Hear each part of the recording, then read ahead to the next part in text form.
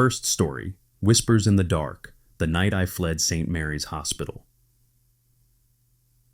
It was one of those late-night shifts at St. Mary's Hospital that always felt a little off, you know? The kind where the fluorescent lights buzz just a bit too loud, and the hallways stretch out like they go on forever. I'd been working as a nurse there for about 6 months, pulling the graveyard hours because the pay was better, and honestly, I liked the quiet. Or at least, I thought I did. That all changed on a rainy October night back in 2018. I remember it clear as day, or night I guess, because it's the reason I quit nursing altogether. If you're listening to this in the dark, maybe turn on a light. Trust me. The hospital was an old building, built back in the 50s, with creaky floors and walls that seemed to whisper when the wind picked up outside. We were short-staffed that evening, just me and Dr. Harlan on the 3rd floor, which handled the overflow from the ER, mostly elderly patients recovering from falls or infections. The rain was pounding against the windows, making everything feel isolated, like the rest of the world had vanished. I was doing my rounds around 2 a.m., checking vitals and making sure everyone was settled. The air smelled like antiseptic mixed with that faint, underlying rot you sometimes get in old places, the kind that clings to your scrubs. My first stop was room 312, old Mrs. Ellis. She was in her 80s, frail as a bird, hooked up to monitors that beeped steadily. I pushed the door open quietly, not wanting to wake her, and that's when I noticed something weird. The room was colder than it should have been, like someone had left a window cracked, but they were all sealed shut. I adjusted her IV, glanced at the chart, and as I turned to leave, I heard it. A soft, raspy whisper. It sounded like it came from the bed, but Mrs. Ellis was out cold, her chest rising and falling in shallow breaths. I froze, listening. It happened again. Help me. My heart skipped.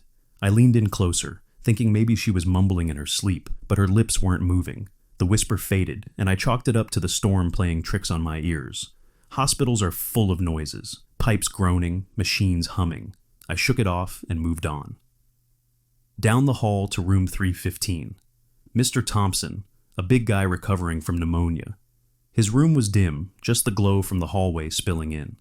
I flicked on the light, and for a split second, I swear I saw a shadow dart across the wall, like someone had been standing there and slipped away just as I entered. The light buzzed to life, revealing nothing but the empty chair by his bed. Mr. Thompson stirred, grumbling something about the noise. I apologized, checked his oxygen levels, and as I was writing in his chart, the whisper came back, louder this time. They're coming. It wasn't from him. It echoed from the vent above the bed, like it was crawling through the ducts. I dropped my pen, my hands shaking. What the hell was that? I radioed Dr. Harlan, but he was down in the lobby grabbing coffee, said he'd be up in a minute. I told myself it was the wind, or maybe a patient in another room talking through the walls. But deep down, I knew it didn't sound right. It sounded human, desperate. I hurried through the rest of my rounds, trying to keep busy. The rain had turned into a full-blown storm by then, thunder rumbling like distant explosions. The power flickered once or twice, making the emergency lights kick on with that reddish glow that always gives me the creeps. By 3 a.m., I was back at the nurse's station, sipping lukewarm coffee and scrolling through my phone to distract myself. That's when the call light went off for room 308. It was empty, or at least it was supposed to be. We'd discharged the patient earlier that day, a young woman who had been in for appendicitis. No one should have been in there. I stared at the panel, the little red light blinking insistently. Maybe a glitch, I thought. Happens sometimes with the old wiring. But protocol said I had to check. The hallway to 308 felt longer than usual, the tiles slick from the humidity seeping in. My footsteps echoed too loudly, like the building was amplifying them. I pushed the door open, and the room was pitch black. I reached for the switch, but before I could flip it, something moved in the corner, a shape, hunched over by the window. My breath caught in my throat. "Hello?" I called out, my voice barely above a whisper. No answer. I hit the light, and the room flooded with that harsh white glare. Empty. Just the bed, stripped bare, and the curtains swaying slightly, like a breeze had passed through.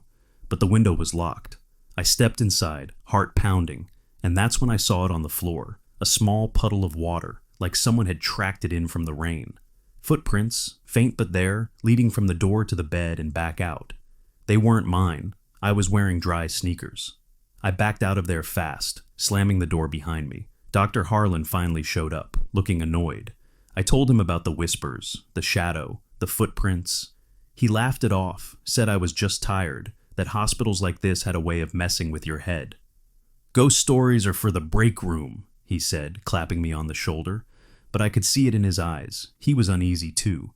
He suggested I take a quick break in the lounge downstairs, get some fresh air. I nodded, but as I headed for the elevator, the power dipped again. The lights went out completely this time, plunging the floor into darkness. The emergency generators hummed to life after a few seconds, but those red lights, they made everything look bloody. The elevator was out, so I took the stairs. They were narrow, winding down 3 flights, with that musty smell of disuse. Halfway down, I heard footsteps behind me, slow, deliberate, like someone was matching my pace. I stopped. They stopped. I called out, "Doc, that you?" No response. I picked up speed, my pulse racing, and the footsteps did too, closer now, echoing off the concrete walls. By the time I burst through the door to the first floor, I was sweating, glancing over my shoulder. The stairwell was empty, just shadows. The lounge was deserted, the vending machines humming softly. I grabbed a soda, trying to calm down, telling myself it was all in my head.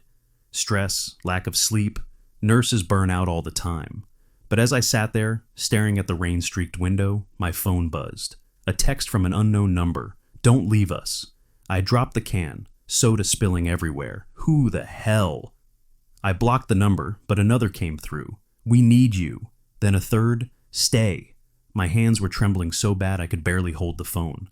I ran back upstairs, taking the stairs 2 at a time, ignoring the creeping feeling that something was watching me from the landings. The lounge was deserted, the vending machines humming softly. I grabbed a soda, trying to calm down, telling myself it was all in my head. Stress, lack of sleep, nurses burn out all the time. But as I sat there, staring at the rain-streaked window, my phone buzzed. A text from an unknown number. "Don't leave us." I dropped the can, soda spilling everywhere. Who the hell? I blocked the number, but another came through. "We need you." Then a third, "Stay." My hands were trembling so bad I could barely hold the phone. I ran back upstairs, taking the stairs 2 at a time, ignoring the creeping feeling that something was watching me from the landings. Back on the 3rd floor, everything had fallen apart. The call lights were flashing in every room. Dr. Harlan was running up and down the hallway, shouting, "What's happening?" as I caught up to him. Patients were awake, some whispering, some crying. Mrs. Ellis sat up in her bed, her eyes wide and empty, repeating, "They're here! They're here!" But her voice didn't sound human anymore. It was deeper, layered, like several people were speaking through her at once. Across the hall, Mr. Thompson was ripping out his IV lines, yelling about shadows moving in the corners. We tried to calm them down, to sedate who we could. But then we realized the voices weren't just coming from the patients anymore. They were leaking from the vents, the walls, even the heart monitors. Soft, pleading whispers echoing everywhere. "Help us. Stay with us." We called for backup, but the storm had knocked out the lines. No signal, no help. Harlan and I barricaded ourselves in the nurse's station, listening as the chaos built. Footsteps in the hall now, heavy, shuffling, like a crowd gathering. I peeked through the blinds and saw them. Figures in the dim red light, pale and gaunt, dressed in old hospital gowns, their faces twisted in agony. They weren't patients. They couldn't be. One turned towards me, its eyes hollow sockets, mouth opening in a silent scream. I ducked down, hyperventilating. Harlan grabbed my arm. "This place, it's cursed," he whispered. "I heard stories when I started. Back in the 70s, there was a fire on this floor. Dozens died, patients trapped in their rooms. They say the hospital covered it up, rebuilt over the ashes, but the dead, they never left." I stared at him, not wanting to believe it, but the whispers grew louder, turning into wails. The door rattled, hands, or something, scratching at the wood. "Let us in. Join us." We made a run for it, bursting out and sprinting for the stairs. The figures were everywhere, reaching out with bony fingers, their touch like ice. One grabbed my sleeve, and I felt a pull, not just physical, but something deeper, like it was trying to drag my soul down with it. I tore free, Harlan shouting behind me. We hit the lobby, the front doors in sight, but as I glanced back, he wasn't there. Just a scream echoing from the stairs, cut short. I didn't stop. I burst into the rain, flagged down a cab, and never looked back. The hospital? They said Harlan had a heart attack that night, found him at the bottom of the stairs. No mention of the chaos, the figures, the whispers. I tried telling people, but they called it trauma, hallucinations from exhaustion. But I know what I saw, what I heard, and sometimes late at night, when the wind picks up, I still hear them, whispering my name, begging me to come back. If you're ever in a hospital after dark, listen closely, and if you hear those whispers, run. Don't wait for the shadows to catch up. Second story, The Burned Woman of Mercy, General, a Janitor's Nightmare. It's just past midnight, and you're alone in a hospital corridor so quiet you can hear your own heartbeat. The air's thick with that sterile smell, bleach and something sour underneath, like decay that won't wash out. That's where I found myself in the summer of 2019, working the night shift at Mercy General, a crumbling old hospital on the edge of town. I was a janitor, not a nurse or doctor, just a guy mopping floors and emptying trash cans to pay the bills. But what happened that night? It's why I can't step foot in a hospital anymore, why I sleep with the lights on. If you're listening to this in bed, maybe pull the covers a little tighter. Mercy General was a relic, built in the 1920s, with peeling paint and pipes that groaned like they were alive. The staff whispered about it, how it used to be an asylum before it was a hospital, how some rooms were still locked off in the basement. I didn't buy into ghost stories back then. I was more worried about getting through my shift without spilling bleach on my shoes. But there was always something off about the place, especially the 5th floor. It was the long-term care ward, mostly for patients too sick to go home, but too stable for the ICU. The lights up there flickered constantly, and the air felt heavy, like it was pressing down on you. We janitors had a rule, don't linger on the 5th floor after 1 a.m. I should have listened. It was a humid July night, the kind where your shirt sticks to your back. I was behind schedule, mopping the 5th floor around 1:30 a.m. The ward was quiet, just the hum of machines and the occasional cough from a patient's room. My cart's wheels squeaked as I pushed it down the hall, the sound bouncing off the walls like a warning. I was near room 512 when I heard it, a low, rhythmic tapping, like someone knocking on glass. I stopped, mop in hand, listening. It was coming from the room, but 512 was supposed to be empty. The patient, a guy in his 60s, had passed away that morning. Heart failure, they said. I'd cleaned the room myself afterward, stripping the bed, wiping down the surfaces. No one should have been in there. I figured it was a loose pipe or maybe a window rattling. I pushed the door open and the tapping stopped. The room was dark, the only light coming from the street lamp outside, casting long shadows across the bare mattress. I flicked on the overhead light and everything looked normal. Bed, chair, IV stand, all where they should be. But the air, it was wrong. Cold, like stepping into a freezer. And there was a smell, faint but sharp, like burnt hair. I checked the window, locked tight. No pipes were loose. I muttered to myself about old buildings and turned to leave. But as I did, the door slammed shut. Not gently, like a draft. Hard, like someone had thrown it closed. My heart jumped into my throat. I grabbed the handle, but it wouldn't budge, like it was stuck from the outside. That's when I heard the tapping again, faster now, coming from the wall behind the bed. I spun around, and there, in the corner, was a shadow. Not a normal shadow. It was too solid, too tall, stretching up to the ceiling like it was eating the light. I blinked, and it was gone, but my skin was crawling. I yanked at the door again, harder, and it finally gave way, swinging open so fast I nearly fell into the hall. I didn't look back, just grabbed my cart and booked it to the nurse's station.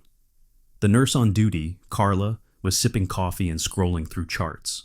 I told her what happened, door slamming, tapping, the shadow. She gave me a tired look, like I was some kid spooked by his own imagination.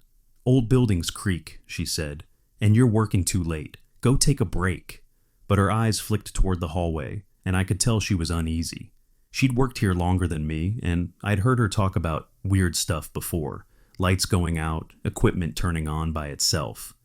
I didn't push it. I needed the job. I headed to the basement to dump my mop water, taking the service elevator. It was one of those ancient ones, all rattling metal and flickering buttons. Halfway down, it lurched to a stop between floors. The lights dimmed, and I was stuck in this tiny box, the air getting thicker by the second. Then, from the speaker, those old intercoms they barely used anymore, came a voice. Not static, not a call from the desk.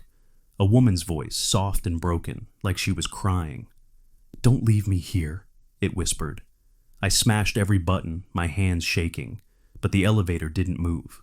The voice came again, louder. "You can't leave!" And then a scream, so sharp it felt like it was inside my skull.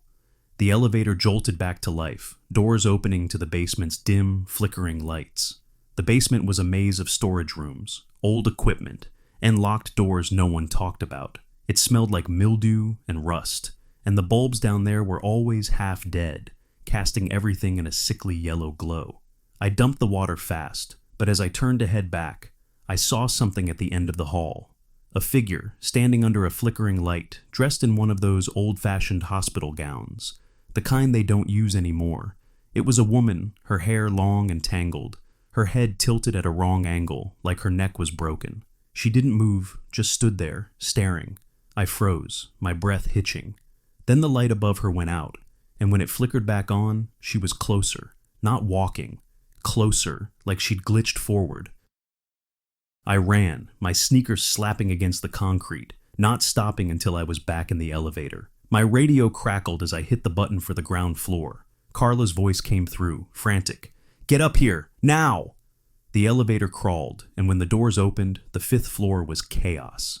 Call lights were flashing from every room, alarms blaring. Carla was running between rooms, shouting about patients going crazy, screaming about a woman in their rooms, a woman who wasn't there. I helped where I could, but every room I entered felt wrong. Shadows moved in the corners, always just out of sight.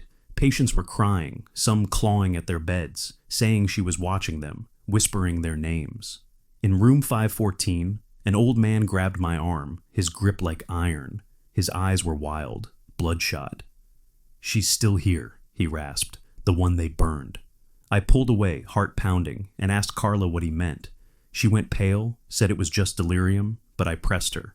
Finally, she told me, back in the asylum days, a patient, a young woman, had died in a fire on the 5th floor.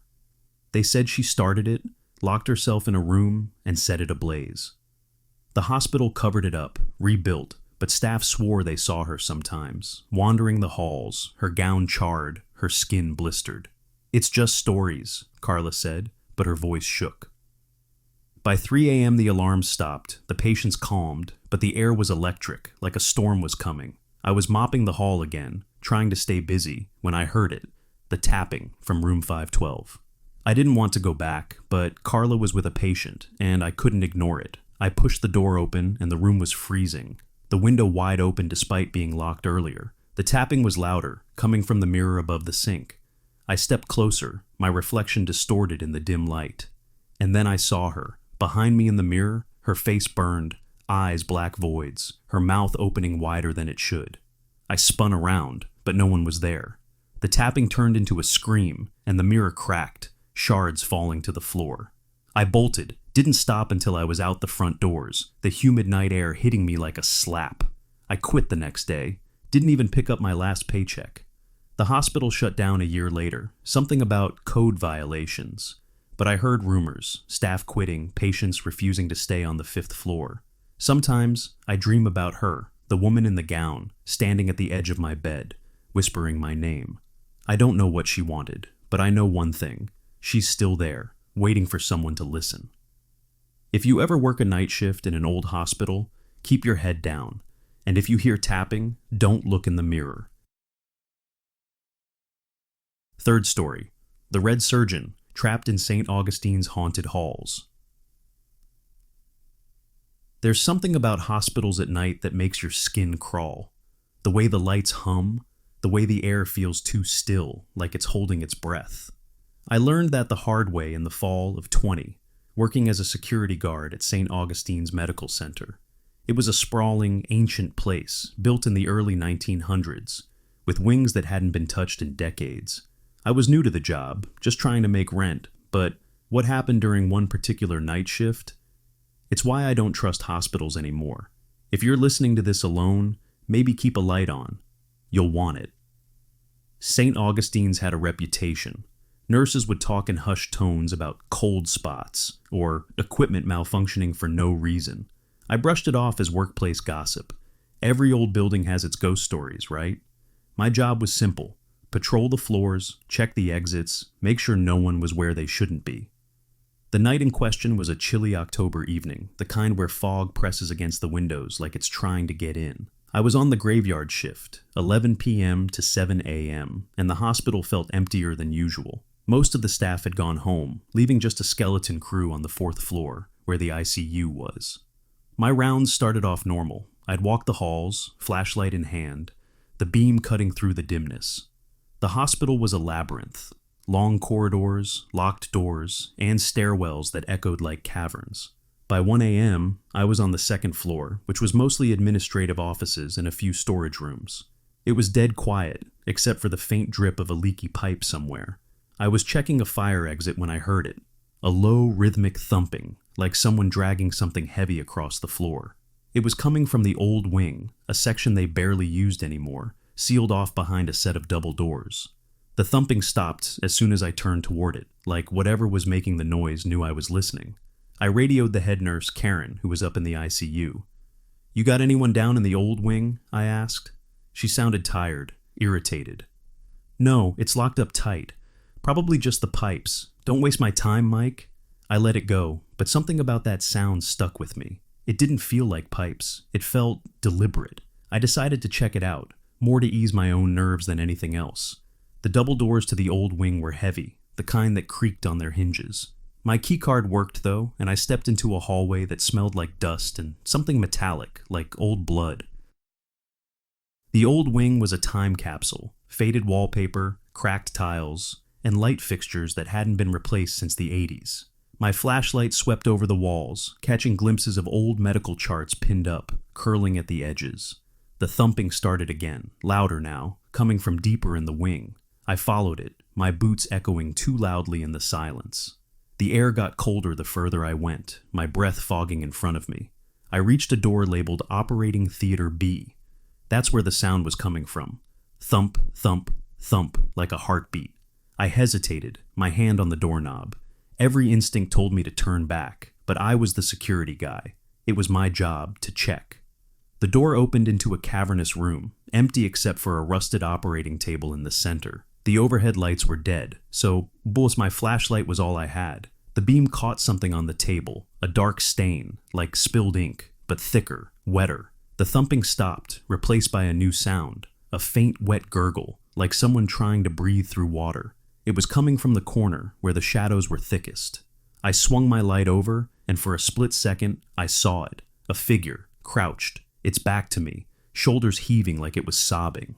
It was wearing a surgical gown, stained and tattered, and its hair was matted, dripping with something dark. I called out, "Hey, you can't be in here!" My voice echoed, but the figure didn't move. Then, slowly, it turned its head, just its head, at an angle no neck should twist. Its face, God, its face was wrong. Eyes too big, mouth too wide, like a scream frozen in time. I stumbled back, my flashlight shaking in my hand.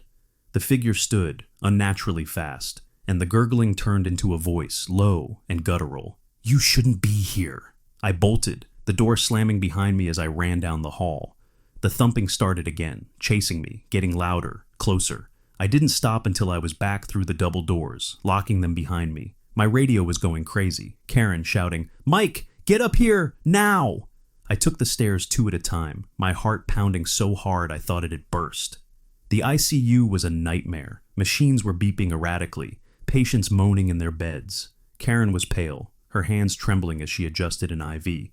"They're all talking about her," she whispered, "the woman in the gown." I didn't need to ask who. Patients were muttering, some half-conscious, about a woman standing at the foot of their beds, watching them. One old man, hooked up to a ventilator, grabbed my wrist and rasped, "She's still cutting." His eyes were wild, like he was seeing something I couldn't. Karen told me to check the security cameras, see if anyone had gotten in. I ran to the control room, my hands still shaking. The footage was grainy, but clear enough. At 1:15 a.m., The camera in the old wing showed the operating theater door swinging open on its own.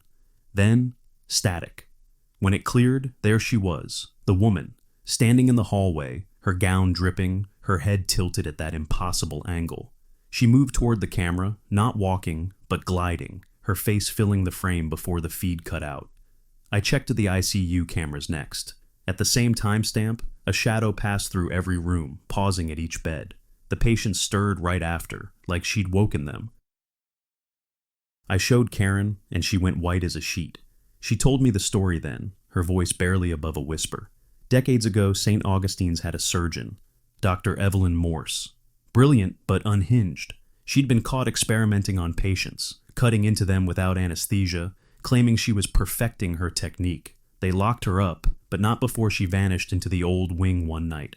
They found her body in operating theater B, wrists slitty, surrounded by surgical tools. The hospital buried the scandal, but staff swore she never left. They called her the Red Surgeon because of the blood-soaked gown she wore. By 3 a.m., the hospital felt alive in the worst way. The thumping was back, echoing through the walls, and the lights started flickering, plunging whole sections into darkness. My radio crackled with static, but through it, I heard her voice again. "Stay! Help me finish!" I grabbed Karen, and we ran for the main exit, but the doors wouldn't open. The locks were jammed, the glass fogged with handprints from the inside. The thumping grew louder, closer, until it was right behind us. I turned, and there she was, at the end of the hall, scalpel in hand, her gown dripping red. Her eyes locked onto mine, and she smiled, a smile that stretched too far, showing too many teeth. Karen screamed, and I yanked her toward the stairwell. We made it to the roof, the only place I could think to go. The fog was thick, the city lights barely visible. We barricaded the door with crates, but the thumping didn't stop. It was in the walls, the floor, like she was everywhere. My phone buzzed, a text from an unknown number. "You can't leave." Another, "I need you." Then a photo, a blurry shot of me and Karen on the roof, taken from above. I dropped the phone, my stomach twisting. There was no one else up there. The fire alarm went off at dawn, and the doors finally unlocked. We stumbled out, half dead from fear. The hospital blamed a gas leak for the alarms, the flickering lights, everything. But I know what I saw. I quit that day, moved out of town a week later. St. Augustine's is still open, but I've heard things. Patients refusing to stay in the ICU, staff quitting after seeing her in the halls. Sometimes, when it's quiet, I hear that thumping in my head, feel her eyes on me. If you ever find yourself in a hospital after midnight, check the shadows. And if you hear a scalpel scraping, run.